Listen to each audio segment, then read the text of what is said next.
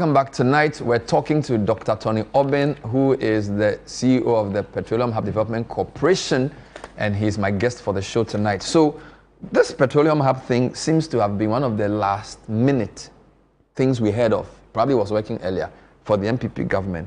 And I'm not sure, did NDC have a position on it in opposition? Well, let me say that if you were not sure, it was many people who were not sure. Yes. In fact, when I was appointed the CEO, a couple of guys, my friends, called me and said, "Oh, congratulations for your appointment." I said, "Do you know anything about the Petroleum Hub?" Actually, I don't know anything about that, but it sounds like a big thing. Since there's petroleum around it, it must be a good thing. So, wow. and that's the reason why in recent times we've taken time to try and explain. So what is the hub? What are you supposed to do? What's the hub about? And you asked if NDC had a position on that. Yeah. You see, this whole idea of how to use our petroleum resources, not only sending that as crude, not only exporting that in its crude form, has been something that has been discussed by past governments, especially since the discovery of petroleum in commercial quantities in Ghana. However, the last government crystallized the idea. They crystallized the idea to the extent that they passed a law. I think it was the Petroleum Development Corporation, Petroleum Hub Development Corporation Act 2020, Act 1053. Just to establish this concept. So 2021, 22, some infrastructure was established for the office. I mean, people were hired and all that to man the office. So I think, President Mahama has said that he is not going to discontinue good things that have been started by his predecessor. So this is one of the things that President Mahama is demonstrating, that things that are good and that will benefit Ghana will not be discontinued because the previous government started it. But this is what the Petroleum Hub is about. It is an integrated petroleum complex where 4 key activities will be undertaken at an identified location. Okay. And this location is Jomoro, which is in the Western Nzema area. Now, the 4 key things that will be done are 2 jetties, just to be able to allow ships, vessels to berth and to take crude and bring, to bring crude and take refined materials, and then to also build 3 refineries. 3 refineries. The third one is establish 5 plants of petrochemical industry. Okay.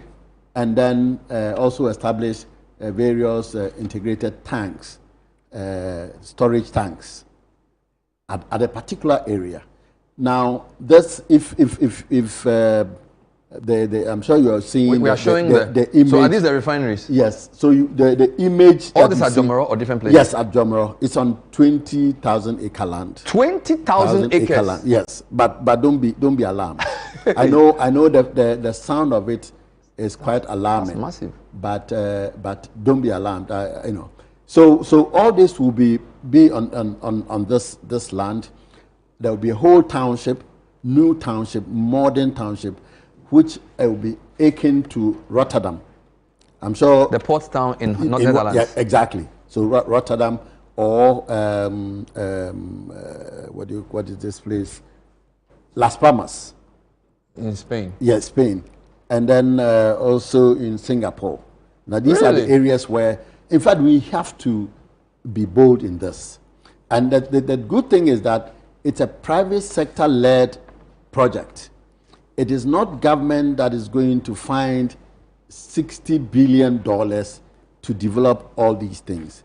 Government is creating the environment, like the free zones, creating the environment for private sector to do this development.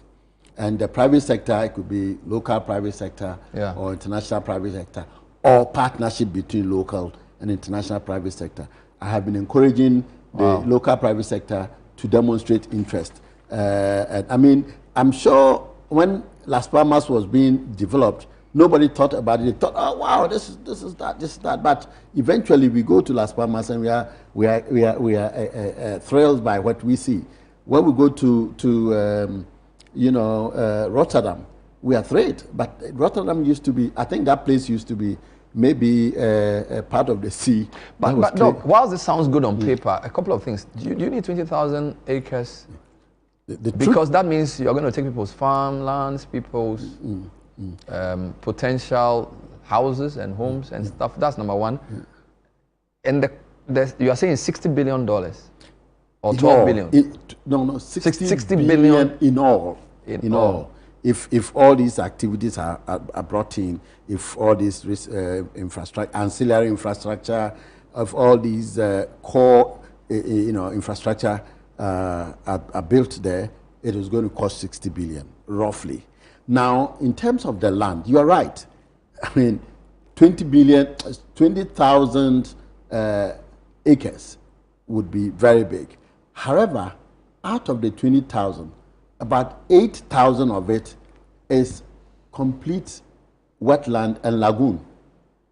We have 8,000 acres. That is which is even worse, right? Wetland and lagoon should not be exactly that way. Exactly. So we've taken that land, so we protect it.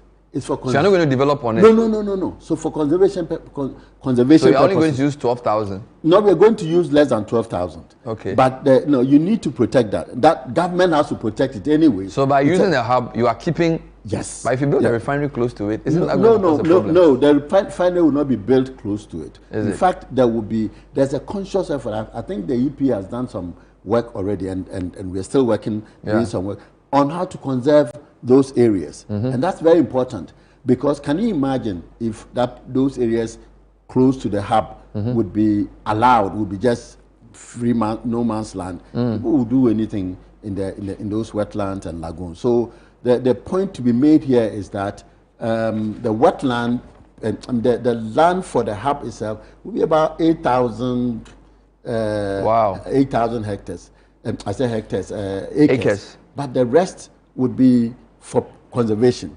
I have more questions for you. Yeah. And then you're talking about compensation for our people. Fortunately, the place that has been identified do not have too many settlement in there. Okay. Yes, there's not much settlement in there. In fact, there's one community, a small community called Kablesuazo, Old Kablesuazo, which I use often as a key example, because this Old Kablesuazo is between the beach, the ocean, and then the lagoon. And because of high tides and rising sea levels, when the tides are high, they push the community backwards. And then when it rains, the lagoon also tries to push them backwards. So they are hemmed in a way. So they themselves even are yearning to be relocated so that they can join they have some other community, which is Kablesuazo number 2, which is a natural movement to that place. So yes, the 20,000 sound extraordinary, but for the hub of this magnitude, it is only on 8,000. The rest will be preserved. My main question is that there's a global push towards green energy. So you mentioned Rotterdam and Las Palmas. That was 50, 60 years ago that they thought of it. Now everybody's talking about green energy. So are we not working against the trend? And will this not become obsolete quite quickly? Because you're talking of refineries, you're talking of, what do you call it, petrochemical industry and all of this. A lot of people are moving.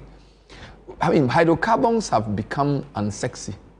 Yes, but you see, I don't think that we're going to move anytime soon from the use of fossil fuel. I mean, definitely. And it's not even in Africa, especially in Africa. Is it? Because, I mean, people are still discovering new oils. and they are going to. Is there investment appetite? Because BP is now beyond petroleum. Yeah. All these big companies but deliberately changing the narrative about how they want to produce their power. But there is a deliberate activity here that I'll tell you. First of all, I mean, I'm sure you heard Trump saying "drill, baby, drill." He's the president of the U.S., the lead country in the world, and he thinks that hydrocarbons will still be useful, and especially for Africa.